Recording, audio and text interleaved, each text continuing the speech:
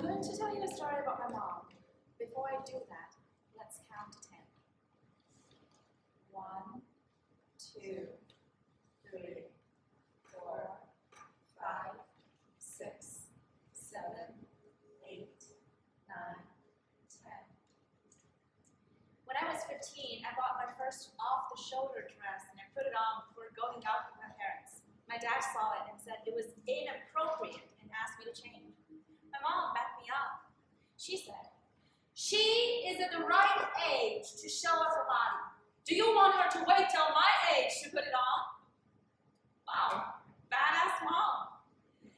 Although my dad had made it very clear that I was not allowed to have any piercings, my mom took me to get my earlobes pierced and she bought me silver ear studs. She doesn't have any piercings herself, but she still buys pretty earrings for me whenever she sees them. My mom and I are 7,600 miles away from each other, but she would still ask me to send my selfies in new clothes for her to comment. She loves to hear me sing, and because we have this 12-hour time difference, oftentimes she has to sneak into the bathroom or the living room to listen to my recordings in order not to wake up my dad. I still remember what she said to me when I had my first period. She said, "See, this is why I wanted boy. Being a woman is just so hard and painful." Would you please share a story about your mom? Thank you for sharing. I'm adopted, and so I found out a story from my mother and my biological mother who I met when I was 20. So I'll share the story about meeting my biological mother when I was 20. I was playing volleyball in college, and we had met through an intermediary system, pre-internet, and we had agreed to meet at the hotel where my team was playing in Pittsburgh.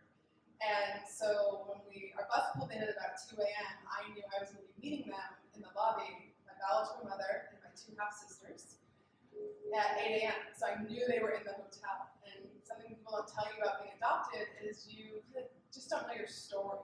You take for granted how you came to be, and when you're adopted, you don't have that luxury. And so to be pulling into the hotel where I knew she and my 2 half-sisters were there was a pretty cool experience. And again, this was 25 years ago, so pre-internet, everything, and you had to call to get a wake-up call at the hotel, and that didn't happen. And so I woke up at 9 a.m., and we were supposed to meet at 8 a.m., and so I frantically went to find my coach because my whole team knew this was happening, and my coach said, "Go take a shower, I'll go down." She went down to the lobby, and I got ready, and then I went down, and the elevators opened, and I saw my biological mother and my 2 half-sisters for the first time. And it was very not Oprah-esque. It was very, just very formal and kind of an interesting introduction. My heart goes out to her because she was probably early. And every time the elevator opened, I was thinking, this was going to be it for an entire hour. So we got through that. Thanks for sharing.